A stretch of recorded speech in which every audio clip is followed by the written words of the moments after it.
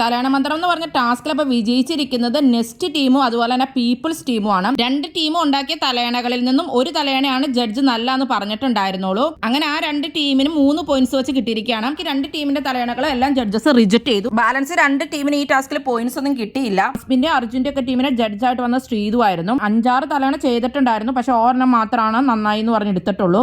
അൻസിബയുടെ നോറയുടെ ഒക്കെ ടീമിന്റെ പീപ്പിൾസ് ടീമിന്റെ ജഡ്ജായിട്ട് വന്നിരുന്നത് സായി ആയിരുന്നു. ഒരു തലയണ നല്ലതെന്നും പറഞ്ഞ് അവർക്ക് എടുത്തു. അങ്ങനെയാണ് അവർക്ക് 3 പോയിന്റ്സ് കിട്ടിയത്. ഏറ്റവും കൂടുതൽ തലയണകൾ ചെയ്തിട്ടുണ്ടായിരുന്നത് സിജോയുടെ അപ്സരയുടെ ഒക്കെ ടീമായിരുന്നു, ടണൽ ടീം. ജിൻഡോ വന്നിട്ട് എല്ലാം റിജക്ട് ചെയ്യാണ് ഉണ്ടായത്. അവർക്ക് ഒറ്റ പോയിന്റും കിട്ടിയില്ല. പിന്നെ ഡെൻ ടീമിന്റെ നോക്കാൻ വന്നിട്ടുണ്ടായിരുന്ന അഭിഷേക് ശ്രീകുമാർ ആയിരുന്നു. റസ്മിന്റെയും അതുപോലെ തന്നെ നന്ദനയുടെ ഒക്കെ ടീമിന്റെയും അവർക്കും ഒറ്റ പോയിന്റും കിട്ടിയില്ല, എല്ലാം റിജക്ട് ചെയ്തു.